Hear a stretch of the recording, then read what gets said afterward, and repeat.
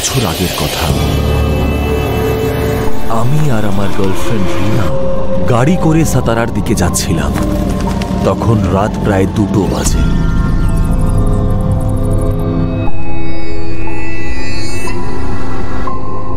আর আমরা জঙ্গলের মাঝখান দিয়ে যাচ্ছিলাম। আর তখনই আমাদের গাড়িটা খারাপ হয়ে গেল।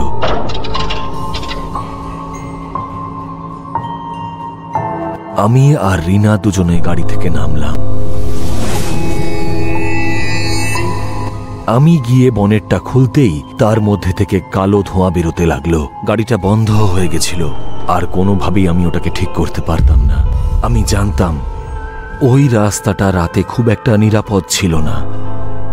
সেই জন্য আমি আমার গার্লফ্রেন্ড রিনাকে নিয়ে কোনোভাবেই ওখানে রাত কাটাতে পারতাম না। অথচ গাড়ির মধ্যে বসে থাকা বা অন্য কারোর থেকে লিফট নেওয়াও ঠিক বলে মনে হচ্ছিল না। তখনই আমার মনে পড়ল এখানে আসার সময় কিছুটা আগে রাস্তার পাশে আমি একটা বাড়ি দেখেছিলাম। সেই বাড়িটা হয়তো এখান থেকে 5-6 কিলোমিটার দূরত্বেই ছিল। আমার মনে হচ্ছিল যে ওই বাড়িতে থাকা মানুষ যদি কোনোভাবে আমাদের কোনো সাহায্য করতে পারতেন বা রাতটা কাটানোর একটু জায়গা দিতেন তাহলে ভালো হতো। আমি রিনাকে সঙ্গে নিয়ে সেদিকে এগোলাম।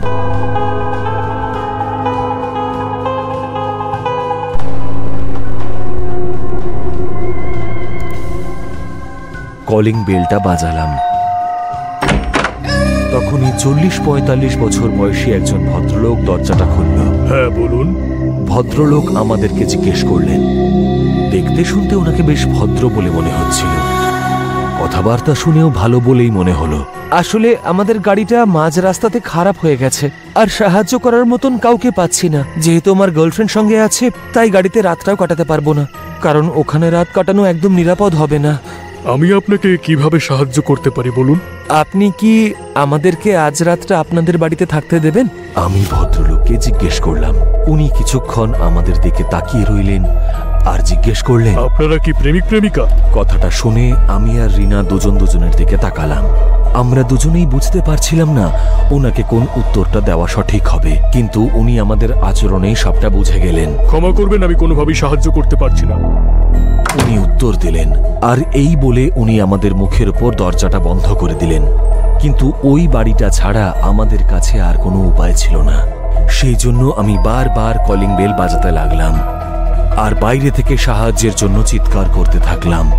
শেষমেশ ভদ্রলোকটি দরজা খুললেন আর বললেন, দেখুন আমি আপনাদেরকে এখানে থাকতে দিতে পারি, কিন্তু সেটা একটা শর্তে, আপনারা দুজনে আলাদা আলাদা ঘরে শোবেন। ভদ্রলোকটি আমাদেরকে বললেন, কিন্তু এতে রিনা একদমই রাজি ছিল না। কিন্তু আমি তার শর্তে রাজি হয়ে গেলাম।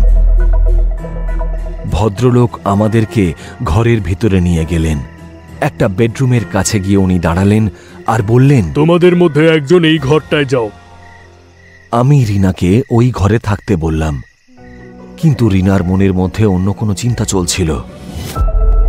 আচ্ছা, আপনি কি এখানে একাই থাকেন? রিনা ভদ্রলোকটিকে জিজ্ঞেস করল। আজ্ঞে হ্যাঁ। ভদ্রলোক উত্তর দিলেন। তখন রিনা বেশ ভয় পেয়ে আমার দিকে তাকালো। আমি ওর ভয়ের কারণ অনুভব করতে পারছিলাম। ও ভাবছিল যে এই বাড়িতে আর কোনো মহিলা নেই। যদি ভদ্রলোকটি ওর সাথে কোনো খারাপ কিছু করার চেষ্টা করে তবে আমি ছাড়া বাঁচানোর মতন ওকে আর কেউ নেই। আমার মনে হয় আমাদের এখান থেকে চলে যাওয়াই ভালো। রিনা আমার কানে কানে বলল, আরে চুপ করো, এসব বলো না। অনেক কষ্টে খুঁজে পেয়েছি এই বাড়িটা। এই সময় যদি বাইরে যাই তাহলে নিশ্চয়ই কোনো বিপদের মধ্যে পড়ব। তুমি ঘরের ছিটকিনি লাগিয়ে নাও আর আমি আসার পরেই সকালবেলা ওটাকে খুলবে। আমি রিনাকে বললাম। কি হয়েছে, কোনো সমস্যা হয়েছে? ভদ্রলোকটি আমাদেরকে জিজ্ঞেস করলেন। না না, আসলে আমার বন্ধুর একা থাকতে ভয় করছে। আরে তুমি ভয় পাচ্ছ কেন? আমি তো তোমার বাবার বয়সী। ভয় পেও না, নিশ্চিন্তে ঘুমাও মা। ভদ্রলোক অত্যন্ত মিষ্টভাষী ছিলেন আর তাতেই ওনার উপর কোনো সন্দেহ হলো না আমার। কিন্তু রিনার মনে এখনো ভদ্রলোককে নিয়ে একটা দ্বন্দ্ব চলছিল। আচ্ছা, আপনার স্ত্রী আপনার সঙ্গে থাকেন না কেন? রিনা ওনাকে জিজ্ঞেস করল। কিন্তু রিনার এইভাবে ওনার স্ত্রীর ব্যাপারে জিজ্ঞেস করাটা আমার খুব একটা ভালো লাগলো না। আমার ভয় করছিল যে উনি যদি এই কথা শুনে আমাদেরকে ঘর থেকে বের করে দেন। কিন্তু ভদ্রলোকের রিনার কৌতূহল দেখে ভালোই লাগলো। বরং উনি হেসে উত্তর দিলেন, আগে থাকতেন, কিন্তু 5 মাস আগে তিনি আমার 8 বছরের ছেলেকে নিয়ে ঘরে চাকরের সাথে পালিয়ে গেছেন। এটা শুনে আমরা দুজনেই বেশ অবাক হয়ে গেলাম। সরি, আসলে এই ব্যাপারে আমরা কিছুই জানতাম না, তাই আমি লজ্জিত হয়ে মাথা নিচু করে উত্তর দিলাম। আরে কোনো ব্যাপার না, এতে আর তোমাদের দোষ কি? এ তো ওদের সিদ্ধান্ত ছিল। ভদ্রলোক হাসি মুখে উত্তর দিলেন। তারপর রিনা আমাকে বাই বলে ওর ঘরে চলে গেল। ভদ্রলোক আমাকেও একটা ঘর খুলে দিলেন আর উনি শুতে চলে গেলেন। আমি সেই ঘরে ঢুকে দেখি দেওয়ালে একটা ছবি টাঙানো রয়েছে। সেখানে সেই ভদ্রলোক তার স্ত্রী এবং তার 7-8 বছরের এক ছেলেকে নিয়ে দাঁড়িয়ে আছে। খুব সুন্দর লাগছিল ছবিটি, মনে হচ্ছিল ওটা ভদ্রলোকের সন্তান। ছবিটা দেখে আমি বিছানার দিকে এগোলাম আর ল্যাম্পটা বন্ধ করে শুতে চলে গেলাম।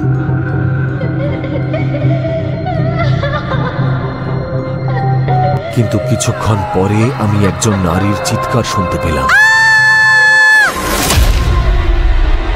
চিৎকারটা শুনে আমার ঘুম ভেঙে গেল, আর তখনই দেখলাম একটা বাচ্চা ছেলে আমার ঘরে প্রবেশ করলো আর বিছানার তলায় লুকিয়ে পড়ল। আমি বিছানা থেকে নিচে নামলাম আর বিছানার তলায় উঁকি মারতেই দেখি বাচ্চাটা ভয় কোণায় লুকিয়ে আছে। যখন ওর মুখটা দেখলাম তখন খুব অবাক হলাম, কারণ বাচ্চাটি ছিল সেই ভদ্রলোকের, যাকে আমি ছবিতে দেখেছিলাম। কিন্তু ভদ্রলোক তো আমাদেরকে বললেন যে ওনার স্ত্রী নাকি ছেলেকে নিয়ে পালিয়ে গেছে। ছেলেটি খুব ভয় পেয়েছিল। আরে বাবু, কি হয়েছে?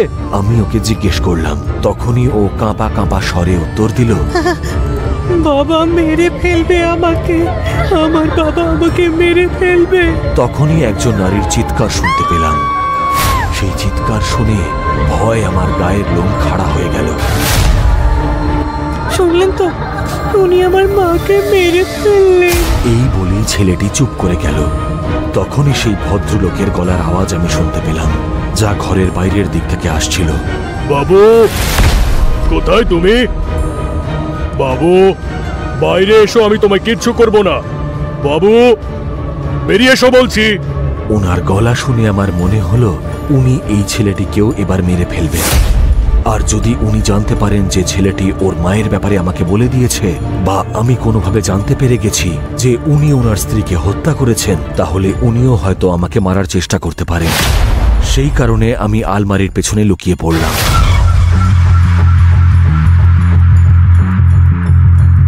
তখনই সেই ভদ্রলোক একটা রক্ত মাখা কুড়ুল নিয়ে সেই ঘরে ঢুকলো। কুড়ুলটা থেকে টপ টপ করে রক্ত মেঝেতে পড়ছিল। বাবু, বাবু। ভদ্রলোক খুব মিষ্টি করে তার ছেলেকে ডাকছিল। আমি ভয় পাচ্ছিলাম যে উনি যেন কোনোভাবে আলমারির দিকে না আসেন। তখনই উনি নিচু হয়ে খাটের নিচে উঁকি মারলেন।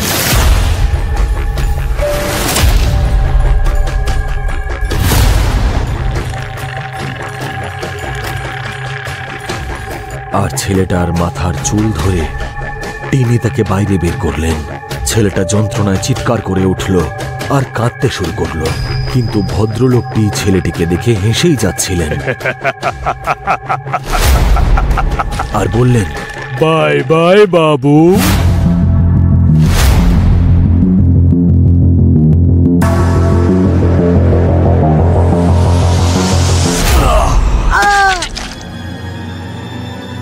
আর এই বলে উনি ওনার ছেলের বুকে কুড়ুলটি বসিয়ে দিলেন।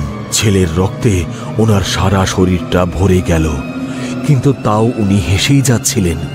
সেই দৃশ্য দেখে আমার নিজের চোখেই জল চলে এলো। ছেলেটার শরীরে তখনও প্রাণ ছিল। ও ছটফট করছিল, ও ব্যথায় কাতরাচ্ছিল। তখনই ভদ্রলোকটি ছেলেটির পা ধরে টানতে টানতে তাকে ঘরের বাইরে নিয়ে গেল।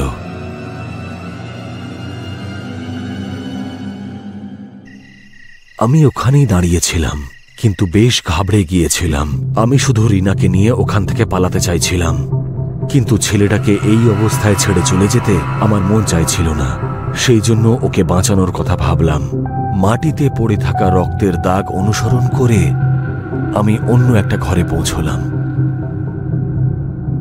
আর সেখানে আমি দেখলাম সেই ঘরের কোণায় গুপ্ত সুড়ঙ্গে যাওয়ার একটা সিঁড়ি নেমে গিয়েছিল। আমি সেই সিঁড়ি ধরে এগোতে লাগলাম।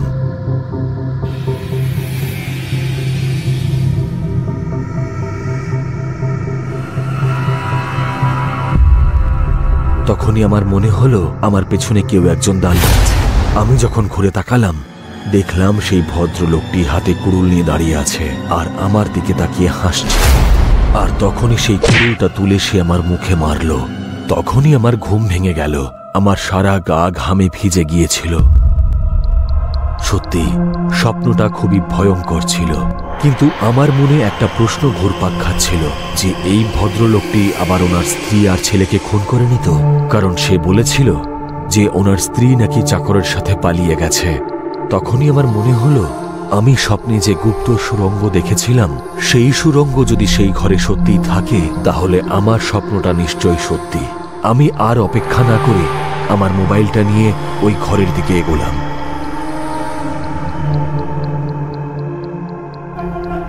যেটা আমি স্বপ্নে দেখেছিলাম, ঘরের ওই জায়গাটা কার্পেট দিয়ে ঢাকা ছিল। আমি কার্পেটটা সরাতেই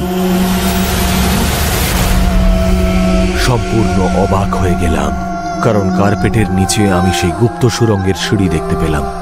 আমি দেখতে চাইছিলাম যে ওখানে আসলে কি আছে। কাঠের পাটাতনটা সরাতেই ভেতরটা খুব অন্ধকার ছিল, সেই জন্য ফ্ল্যাশটা জ্বালালাম আর সিঁড়ি দিয়ে নেমে নিচের দিকে গেলাম। সিঁড়ির পাশেই লাইটের সুইচ ছিল। আমি সুইচটা অন করলাম। সুইচ অন হতেই দেখলাম ঘরে অনেক জিনিসপত্র আছে আর সাথে আছে 3টে ফ্রিজ। দেখে আমার খুব সন্দেহ হলো। আমি ফ্রিজের দিকে এগিয়ে গেলাম। প্রথম ফ্রিজের দরজাটা খুলে দেখি একজন ভদ্র মহিলার লাশ রাখা আছে, যা বরফে পুরো জমে গিয়েছিল। এই লাশটা ছিল সেই ভদ্রলোকের স্ত্রীর। আমি চিনে ফেলেছিলাম তাকে, কারণ দেওয়ালে টাঙানো সেই ছবিতে আমি ভদ্রলোকের সাথে দেখেছিলাম এনাকে। আমি দ্বিতীয় ফ্রিজটা খুললাম আর তাতে ওই বাচ্চাটার লাশ খুঁজে পেলাম। তার মানে আমার স্বপ্নটা সত্যি ছিল। হ্যাঁ, আমি খুব ভয় পেয়ে গিয়েছিলাম। আমি কোনোভাবেই বিশ্বাস করতে পারছিলাম না যে যাকে এত ভালো মানুষ মনে করছিলাম, সে নিজেই তার স্ত্রী এবং সন্তানকে হত্যা করেছে। আমি 3 নম্বর ফ্রিজের দিকে এগোলাম। ফ্রিজের দরজাটা খুলে দেখি সেখানে একটা লোকের লাশ পড়ে আছে। এটা আমার কার লাশ রে বাবা? আমি মনে মনেই বললাম। ওটা আমার চাকরের লাশ। আমার পেছন থেকে আওয়াজটা এলো। জিন আমি ঘুরে তাকালাম, সঙ্গে সঙ্গে উনি আমার মাথায় লাঠি দিয়ে প্রহার করলেন। আমি মাটিতে পড়ে গেলাম। মাথা দিয়ে গল গল করে রক্ত বেরোচ্ছিল।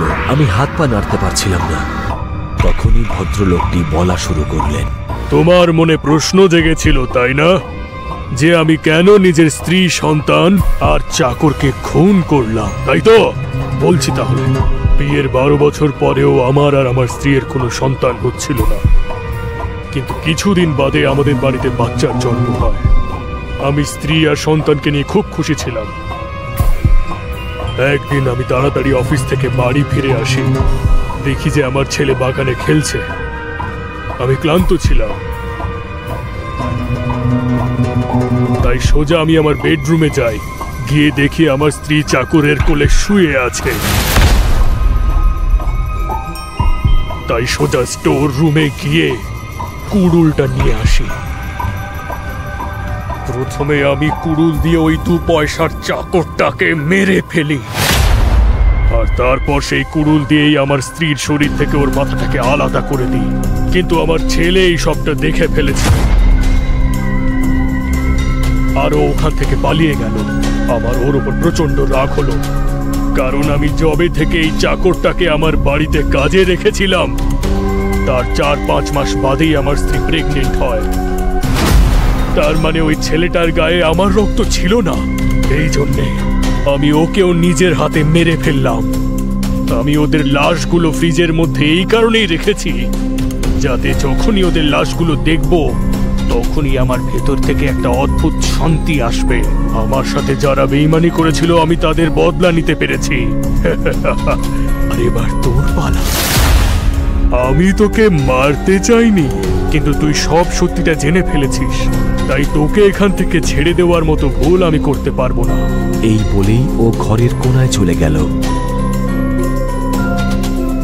আর কুড়ুলটা নিয়ে আমার কাছে ফিরে এলো।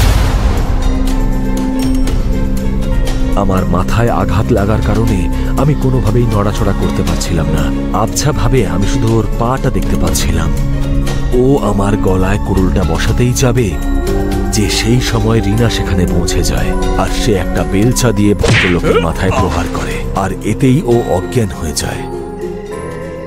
এরপরে আমরা সেখানে পুলিশকে ডেকে পাঠাই আর ওনাদের পুরো ঘটনাটা বলি।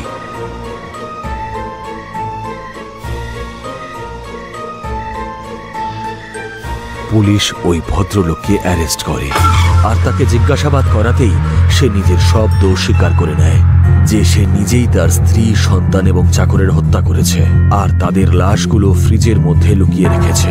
আর সমাজে ও এটা রটিয়ে দেয় যে ওর স্ত্রী সন্তানকে নিয়ে চাকরের সঙ্গে পালিয়ে গেছে।